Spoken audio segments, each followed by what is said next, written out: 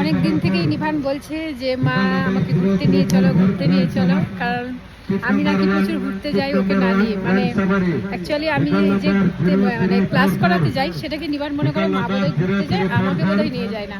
তো ফাইনালি আজকে নিভানকে নিয়ে বেরিয়ে গেছি। কোথায় বেরিয়েছি? ফার্স্ট এসছি শিলিগুড়ি, বেঙ্গল সাফারি রয়েছে সেখানে। আর এখানে তো নিভান প্রচুর এনজয় করছে। এরপরে যাব ডুয়ার্সে।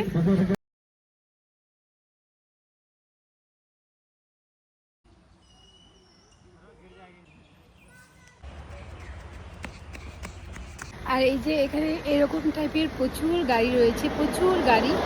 যে গাড়িতে পুরো জঙ্গলটাকে ঘুরিয়ে দেখাবে, বিশেষ করে বাচ্চাদের জন্য। আমারও তো এনজয় হবে নিবারের সাথে সাথে। দেখো এই যে ফাইনালি আমাদের গাড়ি চলে।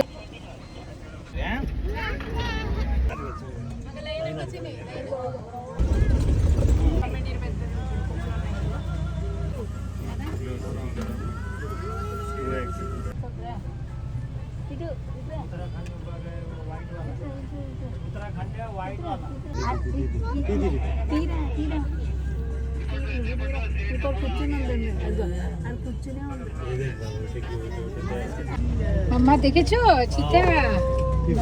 भाई एक मिनट रुको, ऐसा रुको, जूम दे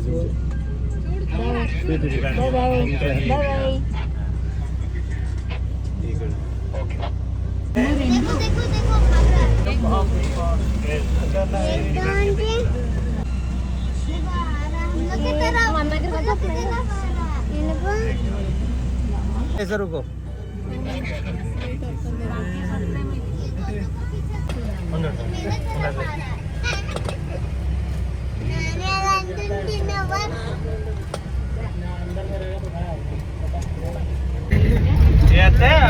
তো সাফারি গাড়ি থেকে নেমেও পড়েছি।